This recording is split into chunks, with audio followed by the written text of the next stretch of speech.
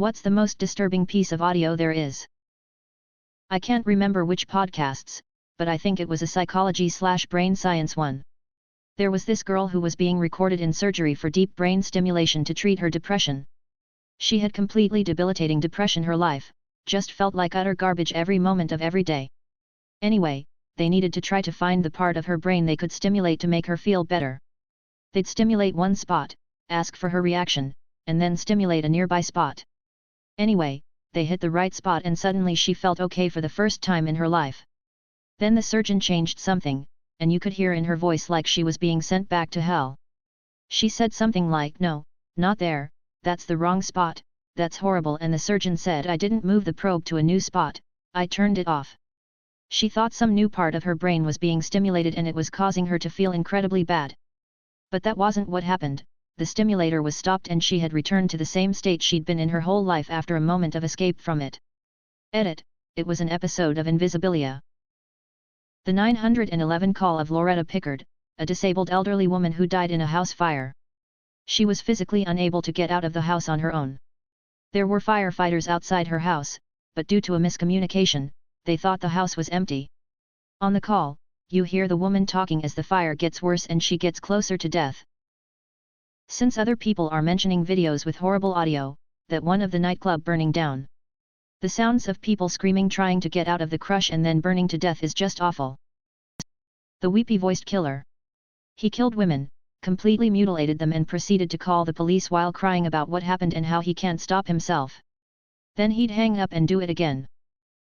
The Ruth Price 911 call where she's this old woman living alone in her apartment when some stranger keeps trying to get in.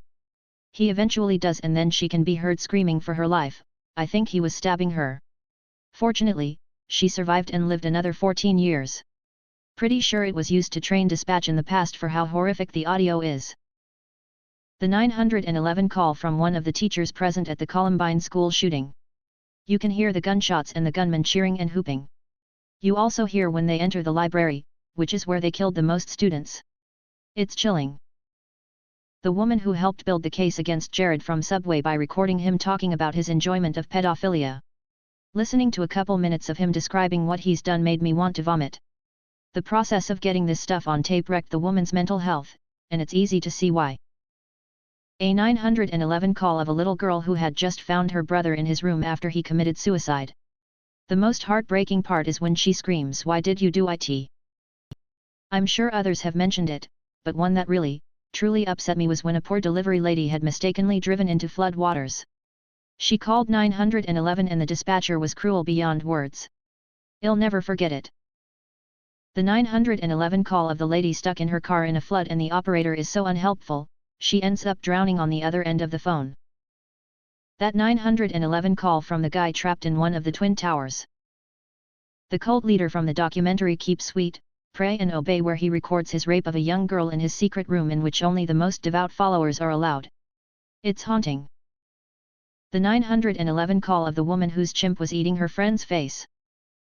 For me personally, it's audio and video. It's a grandmother who killed her son-in-law. And for some reason the police bring in the woman's young granddaughter/daughter of the victim. And the grandmother is insane and asks for a hug and the little girl screams, "No, you killed me, Daddy." I honestly have no idea why the police brought in the girl, it's horrible. The 911 call from the attack of Travis the chimpanzee. Travis' screams can be heard in the background at the start of the tape as Harold, owner of Travis, pleads for the police, who initially believed the call to be a hoax until she said, "He's eating her." People who cut off their family, what did they to you? Grew up in an explosive and abusive household. When I was finally able to move out, I started distancing myself. Mom went off the deep end. Started out accusing me of sleeping with every single person I know, yes, every person, coming up with outlandish stories for why I was an awful person, threatening suicide. When I cut her off completely, she started stalking me. I changed my number and moved to a new state. I did not give anyone, including my brother, my new home address, and started receiving cards in the mail from her last year. My mother used to beat the shit out of me on a daily basis. Lashed out for no reason than me being a child. Woke me up in the middle of the night to give me cold showers because I did something she judged to be out of line. It was really BS reasons most of the time. Put my face in garbage full of maggots because I forgot to tie the garbage bag before putting in the bin. Mind you, I was still a child. She always did this when no one was home, and I was so afraid to say anything that my sister and dad didn't know it was happening until I told them a few years ago. I'm 29 now, with BPD, PTSD and anxiety because of all of this. I'm still struggling with all the emotions I lived during my childhood. To this day, she still doesn't understand why I don't want anything to do with her. She still calls my sister to get her to convince me to get in contact with her. My sister hasn't nagged me with this since she found out what happened. Now I'm living with my GF, who is the most wonderful and loving person ever. I'm glad I don't live in fear anymore. Edit. Whoa, this really blew up overnight. Thank you all for your kind words and support. To the person suggesting therapy, don't worry, it's already going on and I have a psychiatrist. BPD is borderline personality disorder, and no, it's not genetic, well mostly. Mine was developed through repeated trauma. Again, thank you all for the love, it really warms my heart. I was 10 years old. I was given to a 34-year-old man to be his third wife. My parents were so happy because it was a great honor to them that I was chosen out of all of the girls there to be with the man that was second in charge. I was smuggled out a month before my 13th birthday. Was deprogrammed, tried to end my own life when I was 16 BC of what I went through. I'm still alive. I'll be 49 this year. I don't know if my parents are even alive. I found out my dad wasn't really my dad, and then my mother proceeded to lie about what actually happened. I experienced a childhood full of physical and verbal abuse, but he never laid a hand on my sisters. Now I know why. I corroborated the truth via other family members before cutting off all contact with mom and dad, still close with sisters though. My cousin had addiction problems and just burned every bridge in our family. Used to be wed by him food and stuff he needs instead of just giving him money because it goes straight to more drugs, but he eventually became so toxic we couldn't even do that. My father was an abusive alcoholic who left us when I was a teen after several suicide attempts. He was clearly not okay mentally. We reconnected in my early 20s, and when I finally started to build my trust for him again, he disappeared. He tried to reconnect with me a year later when he needed something. I haven't spoken to him since then. Edit. He attempted suicide. My cousin, still a 12-year-old child at this point, lost both her parents and the family had to help her sell her parental house. Long story short, one of my aunts secretly sold the house without telling anyone and kept the profit, $250K, for herself. Everyone thought the house was still up for sale until the real estate agent informed my cousin's actual guardian, a different aunt, that my other aunt had sold the house and he thought it was sketchy. Good news though, my aunt was sued, had to pay everything back, and the $250K was directly deposited into my cousin her bank account, and my aunt received an additional $50K fine she had to pay my cousin and guardian aunt for emotional damage. We do not speak about this aunt anymore. EDIT 1, for clarification, how it was even possible in the first place. It is complicated due to my late uncle and aunt's will. My cousin had two guardians after her parents' death. One was her general guardian, Aunt X. My cousin would move into their family home, and that aunt was made responsible for her school, her therapy, sports, social life, etc. The other guardian was my married-into uncle, my evil aunt, her husband. He was very good with finances, so he was made my cousin her financial guardian because my late uncle and aunt didn't want anyone to take advantage of my cousin in case of becoming an orphan, so two guardians they trusted would make it safe. So my evil aunt and her evil husband had access to all documents, keys, accounts, like my Aunt X. They had secret house viewings, found a buyer, had the new buyers sign forged papers, my evil aunt forged Aunt X her signature, had the new buyers deposit the money directly to their bank account, gave the new buyers the green light to move in, went to the real estate agent and said, "We don't need you anymore, we already sold it, and here you see Aunt X signed as well." That is where the real estate agent thought it was sketchy and thought to call Aunt X to thank her for the collaboration and wish her well now that it is sold. Mind you, the new buyers of the house were also victims here. But they were given their money back, and bought the house back via the correct way. Edit 2. My evil aunt said she needed some money and her husband was good with finances, so they could borrow the money, whilst my uncle would borrow the rest of the money, turn it into stock, and make profit to pay the borrowed money back. So the judge asked how much profit they intended to make before telling anyone about their scheme. Well, if you think making $50K in profit was worth stealing and lying to a 12-year-old orphaned niece of yours, that is what you will pay her in extra. They never actually made any profit due to the short time period. But the family took over his investment plan, secured part of my cousin's inheritance and used a smaller part of her inheritance to invest so that my cousin could have extra passive income for the rest of her life. Edit 3. Because so many people wonder why they didn't go to jail is because the entire family requested they didn't go to jail. The evil aunt and uncle had 2 small children at the time, so having 3 orphaned children in the time frame of less than half a year would have been a punishment for everyone involved. Also, this was early 2000 in a country that doesn't put people as easily into jail for civil cases as the US does. Also, I understand everyone is angry at my aunt and uncle on behalf of my cousin. Thank you. Though, my family doesn't like holding grudges. We do not actively hate them. They were in fact having financial struggles, in secret, due to something unfortunate happening with them, so everyone understood but felt betrayed in the end. My family only wanted my cousin to be/stay supported, and making my other cousins to become orphans wasn't an option. Excommunicating them from our family was their way of taking the high road. And in the rich part of the family made my mother clean their bathrooms one day when she told them we couldn't afford food. Unlucky situation, both parents unemployed within days, instead of just helping her out. They didn't even pay her, they gave her food they had prepared that day and some potatoes and oil. From that day on, my mother was so hurt and felt so humiliated I decided to pretend they don't even exist. I cut out my mother's side of the family. Her sister and brother made it their personal goal to financially ruin my parents. Then the other sister piled on. All 3 of them had been borrowing money from my grandparents for years, and when the other sister sold my grandparents' house out from under them because they can't live on their own anymore, my grandparents were appalled when they were told by my aunt that she was putting them in a home. So they lived with my parents instead, and the other siblings accused my parents of taking their inheritance. They harassed, stalked, and vandalized my parents' property until both grandparents were dead. I will never forgive them and hope their own children treat them as poorly as they treated my parents and grandparents. Mother was never really present. Even after my father died. Father died when I was not an adult. House was left to 4 of his sons. One brother conned us into signing the house over to him for loan purposes to fix the house up. Stole house. Another brother stole from me and my family with high regularity. Forgave him a bunch of times. Kept doing it, so I gave up. Extended family, non-existent. With all that being said, I have a fantastic relationship with the last brother. They threatened my life and then reported me to my country's officials for being a runaway. I was 26, a heathen, a whore, and, I wish this was a joke, a witch.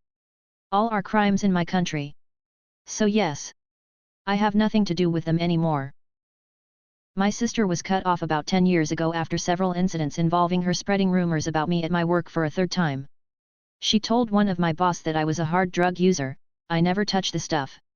She kept doing that after I warned her.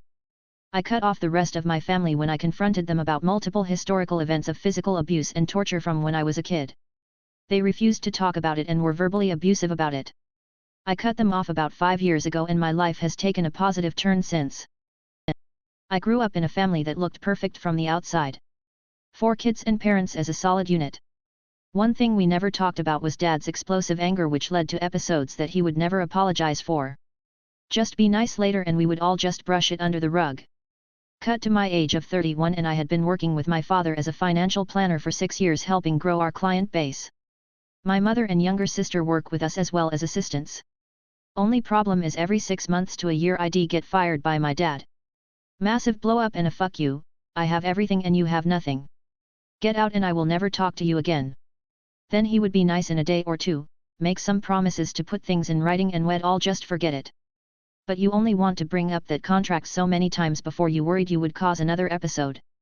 He would say things like, "You really think I would throw you, my daughter-in-law and grandkids out on the street?"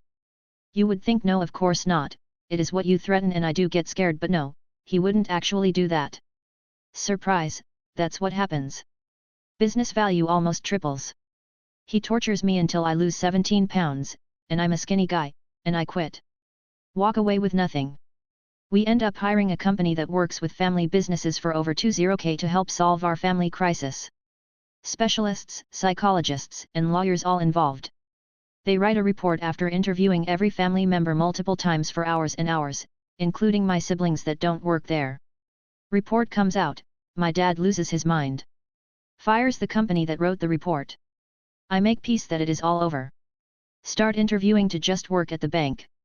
I have not been paid in almost 6 months. I have 2 daughters 3 years old and 1 years old. But my dad comes back and starts making promises again, rehires the family business specialists. We have a meeting where I agree to not take the position at the bank after 3 successful interviews. I will manage the business while my father vacations for a month and he will sell me my own clients. But I agree cause I don't really want to work at the bank. My dad leaves on his trip. I think things are finally getting worked out, for the 10th time, but he comes back a month later and won't answer my calls. I go and see him in the office and bring my 1-year-old who hasn't seen for 4 months. He says he is going to finalize the list of clients I am to buy. I haven't talked to my dad since. That was over 6 years ago. He ended up getting me fired from our investment dealer because I contacted his clients even though he had either never met them or they were some of my best friends. Then he sued me. I had no money or any way to fight him, so I just abandoned everything and started over. I don't talk to my dad, mom, brother, older sister, grandma, aunts, uncles, cousins, and many family friends. They all got my father's narrative. The patriarch said get out and everyone else just let it happen. Only my younger sister who worked there knows what happened and we are very close. We both just don't talk to our family. My wife and I are way better off and super happy. I made more money last year than I ever would have imagined and I'm my own boss. Just stress. Every phone call, every visit, holidays, events. Constantly berated, questioned, and feuding. I didn't cut them off in the sense of no contact. I just stopped caring. I don't ask. I don't get involved. Phone calls last 3 minutes because I have nothing to share. Everything is good here. Holidays I eat and leave. And I'm too busy for random drop-ins because kids have sports and friends and I have hobbies. When they come to me and vent I simply respond in unique ways that they'll figure it out and I'm unsure what I'd do in their place. Grandmother told me that's what I get for having children out of wedlock when my infant son died. Yeeted her ass right out the front door, have not spoken to her in about 10 years. From what I've heard from an uncle she is dying of a brain tumor, could not happen to a more deserving person. Which ancient culture was way more fk'd up than most people know. What I always thought horrific was the imperial Chinese practice of 9 degrees. As in 9 degrees of relation. Say that someone seriously offends the emperor. The emperor then orders that not just that person, but everyone related to that person, within 9 degrees of relationship, is to be executed. Grandparents, parents, siblings, spouse, children, cousins, more cousins. Concubines and their children. Babies in the cradle, old people who were bedridden, all their household servants, probably their in-laws too. Later emperors were more humane, and simply executed the main offender, then sentenced all those people to exile, a forced death march of thousands of miles, where the few survivors had to eke out a living doing hard labor. Feudal China was super into burying people alive. Qin Shi Huang, the first emperor responsible for the unification of China, upon his death, had 70,000 concubines, servants, and workers forcibly interred alongside him. The terracotta army was constructed only because murdering all the soldiers as well wasn't an option. The ancient Assyrians built a vast empire. The empire reached its height during the Neo-Assyrian era, from 911 BC to the fall of its largest city Nineveh in 612 BC. The Assyrian dominion, stretching from Egypt to modern-day Iraq, controlled richly diverse cultures. To quash any uprising in these conquered areas, Assyrian leaders utilized extreme violence. Their horrific campaigns were celebrated in stone reliefs festooning the palace walls. They created tablets containing every single punishment the Assyrian army carried out. They cut off the limbs, gouged out the eyes, and then left those poor victims to roam around. Those poor people serve as a living reminder of the Assyrians' cruelty. The Assyrians were proud of the mass executions. The victim's skin was hung on the city wall. The brutality of the Assyrians was extreme, even for the ancient standards of cruelty. If one traveled to ancient Rome, some 5,000 crucified rotting corpses would guide you the way. The Incas. I'm Peruvian and the national myth here is that the Inca Empire was paradise on earth until the evil Spaniards showed up. The Inca Empire raped and killed its way through South America. The conquered only had 2 choices, be assimilated into the empire or be razed to the ground, Genghis Khan style. Sparta. People in general remember them as just being these badass super soldiers, but don't know how Spartan society was built on draconic slavery and institutional pedophilia. The Ptolemaic rulers of Egypt were 10 generations of absolutely fucked, bookended by 2 actually good leaders.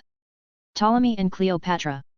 Their family history would make for a fun trashy soap opera, full of backstabbing, famicide, and a truly appalling amount of incest, as they spent 200 years running Egypt into the ground. Too bad it was all real.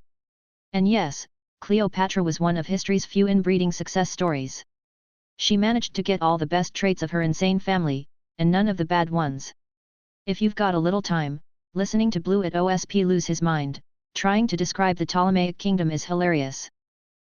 Not necessarily ancient but the Iroquois, they had many rituals of torture for prisoners of war including ripping out fingernails / cutting off fingers, followed by forcing them to run the gauntlet, and then if they survived they would be scalped and burned alive.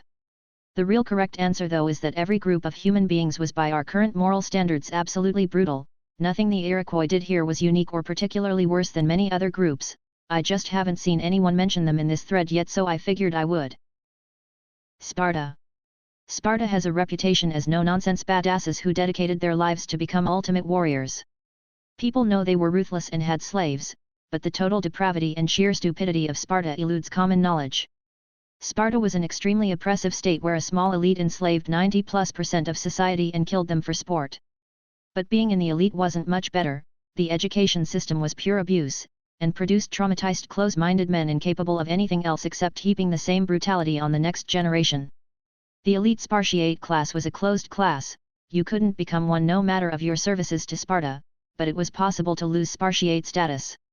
The Spartiate class became smaller and smaller as the years went on, eventually becoming too weak to keep Sparta alive. And all this didn't even produce better soldiers. Historian Brett Devereaux has an essay series on Sparta on his blog, highly recommended for people interested in ancient history. From the conclusion. And I want to stress this one last time, because I know there are so many people who would pardon all of Sparta's ills if it meant that it created superlative soldiers. It did not. Spartan soldiers were average. The horror of the Spartan system, the nastiness of the agoge, the oppression of the helots, the regimentation of daily life, it was all for nothing. Worse yet, it created a Spartan leadership class that seemed incapable of thinking its way around even basic problems. All of that supposedly cool stuff made Sparta weaker, not stronger. Sparta was, if you will permit the comparison, an ancient North Korea. An overmilitarized, paranoid state which was able only to protect its own systems of internal brutality and which added only oppression to the sum of the human experience. Little more than an extraordinarily effective prison, metastasized to the level of a state. There is nothing of redeeming value here. Sparta is not something to be emulated. It is a cautionary tale. I was recently stunned by the amount of atrocities the Japanese Empire has done. Mutilation of babies, forcing kids to rape their mothers, putting mothers into chambers with boiling grounds to test them if they would put their kids on the ground so that they don't get their feet scorched by stepping on their bodies, carrying baby corpses on bayonets, not to mention carving a hole in the belly of pregnant women to rip fetuses cold-blooded and then murdering the fetus while the mother is screaming. There are literally no words in any dictionary to describe what they did. Most ancient cultures were way more cruel than people know or imagine. Just capital punishment is a great example. It's not that you did something bad and we will kill you, oh no. It's you did something wrong and we will torture you in unspeakable ways. Death is not the goal here, it's just a byproduct. History is the worst. A lot of Pacific cultures practiced cannibalism. Some still do in Papua New Guinea. But Maori here in New Zealand did in some tribes as well. So the worst insult you can use in the Maori language, poko kohua, means to boil your head. Harking back to when people were boiled and eaten. Genghis Khan and the Mongolians of the steppe were absolutely ruthless and efficient. Entire unknown civilizations are reportedly wiped out by them with zero trace of their culture intact, just fields of bones saying something big was there. There was at least one incident of a drunken Mongolian post-raid demanding a group of runaways remain still while he stumbled off to find his sword and kill them, and they did out of fear for what would happen had they not. There was an instance of a relatively small recon element of Mongolians who were sent over some mountains in IIRC modern-day Russia-ish region just to see what over there, stumbled onto an entire joint nation army, and merced them all, conquering the whole damn place. The Khans were a hard people. Oddly enough though, they were relatively progressive for their time. Once you / your people were conquered, they didn't really care what you did / spoke / believed as long as you paid your tributes. They even protected from outside raiders. It's just, the whole getting massacred and conquered part to deal with. Source: Dan Carlin's Hardcore History Podcast Wrath of the Khans, and Memory. ** There was one instance of their unique brutalism that came back to mind. So being the progressive conquerors they were, they pretty regularly honored the beliefs and gods of their enemies. In one such instance they'd sacked and captured a host of nobles who believed it was unholy to spill high blood. In response, the Mongolians decided to honor their traditions, and rather than cut them to pieces, they laid the nobles flat, built a dance floor on top of them, and partied like hell while the nobles were crushed underneath. No blood was spilled. I know people wouldn't be surprised by hearing about the Aztecs due to the human sacrifice from war prisoners, but oh boy, it was way worse.